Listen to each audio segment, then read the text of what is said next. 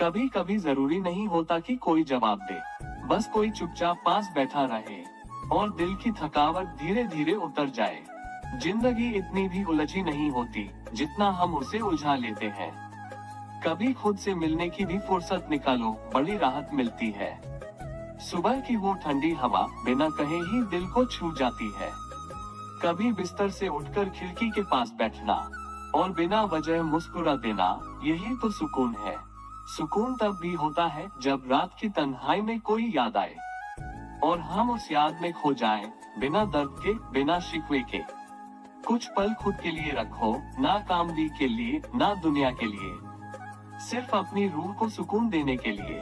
और हाँ, अगर कोई नहीं समझता तुम्हारी खामोशियाँ, तो परेशान मत हो। खामोशियाँ अक्सर उन दिलों से निकलती हैं जो सबसे ज्यादा गहराई रखते हैं। कभी कभी सुकून सिर्फ सुनने में नहीं, बल्कि महसूस करने में होता है। जब इंसान की मृत्यु हो जाती है तो उसके शरीर और आत्मा के बीच का संबंध टूट जाता है। इस विषय में विभिन्न धार्मिक, आध्यात्मिक और सांस्कृतिक मान्यताएं हैं, जिनके अनुसार आत्मा का धरती पर लौटना या उसका धरती पर रह जाना अलग अलग रूपों में समझा जाता है। शरीर नश्वर है, लेकिन आत्मा अमर मानी जाती है। मृत्यु के बाद आत्मा सूक्ष्म शरीर के साथ यमलोक की यात्रा पर निकलती है। कर्मों के आधार पर आत्मा को स्वर्ग, नरक या पुनर्जन्म मिलता है।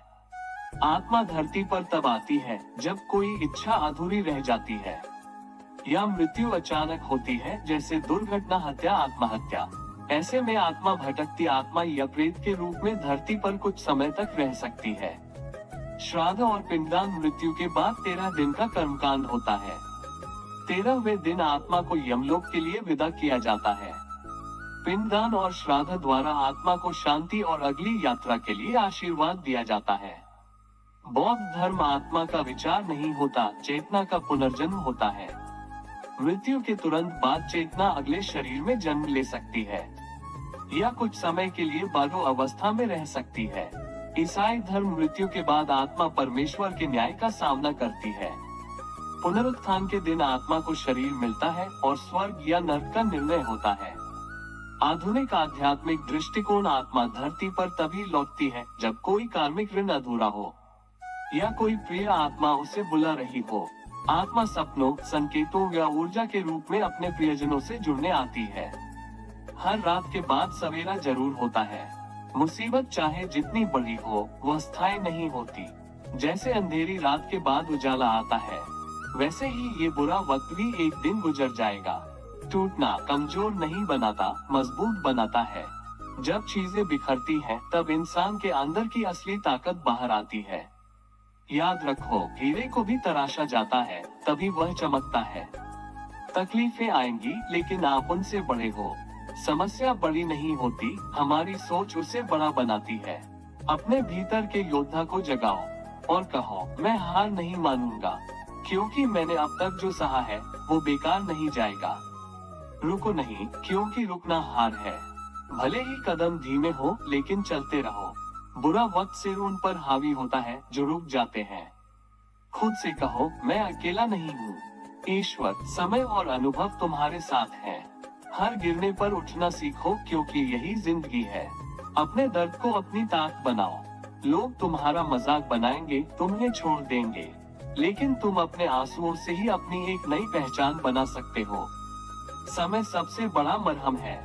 चाहे जख्म कितना भी गहरा क्यों न हो, समय उसे भर देता है।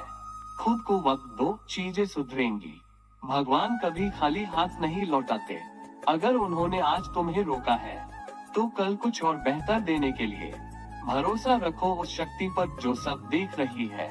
तुम आज जिस दर्द से गुजर रहे हो, कल वो किसी की प्रेरणा बन सकता है।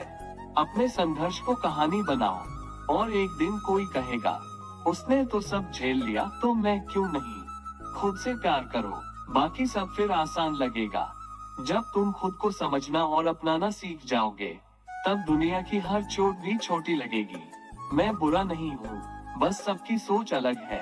हर कोई मेरी तरह महसूस नहीं कर सकता, हर कोई मेरी तकलीफों को समझ नहीं सकता, और हर किसी से ये उम्मीद करना भी गलत है। मैंने जो झेला है, उसका हिसाब किसी को देना जरूरी नहीं। जो चले गए बिना समझे वो काबिल नहीं थे मेरी सच्चाई के।